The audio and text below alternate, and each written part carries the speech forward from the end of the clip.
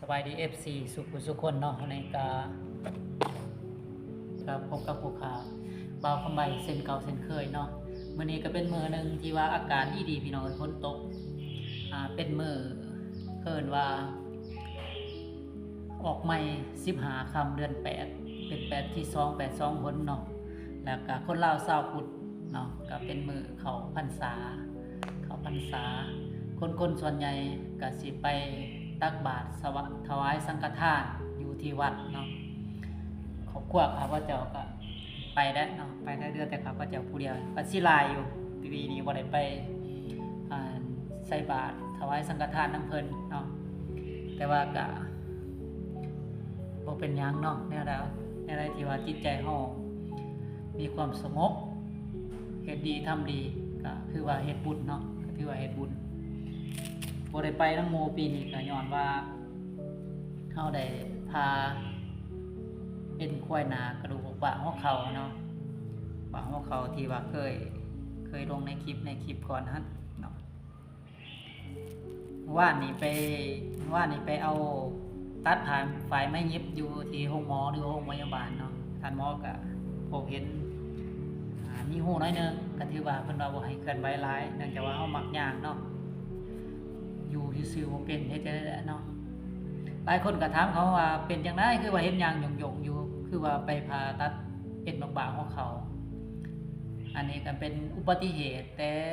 ปีก่อนเนาะก็ถือว่าเป็นปีกว่าๆแหละเนาะที่ว่าเกิดอุบัติเหตุรถถีบไฟฟ้าต่ำเนาะอยู่ที่นครหลวงเวลาข้าพเจ้าไปเฮ็ดเวียกอยู่นครหลวงในเมื่อก่อนยางอันนั้นข้างทางเนาะแล้วก็มีรถถีบจักรยานไฟฟ้ามาต่ำเฮ็ดให้ขาพลิกไปแบบนั้นเนาะในเบื้องต้นเฮาก็ไปเอ็กโกซื่อเบิ่งกระดูกบ่เป็นหยังเนาะแต่ก็ย้อนเฮาเป็นคนที่ว่าง่ายเกินไปและจิตใจดีเกินไปบ่เนาะคู่กรณีที่ว่าต่ำหันก็เป็นผู้หญิงเนาะแล้วก็มีตั้งแต่ว่าขอโทษยกมือขอโทษบ่เห็นเฮาเนาะซื่อๆแล้วเฮาก็ปล่อยเขาจะไปล่ะในคู่กรณีเฮาก็บ่ได้เอาเรื่องเอาราวอิหยังต่างๆเนาะมีแต่แล้วก็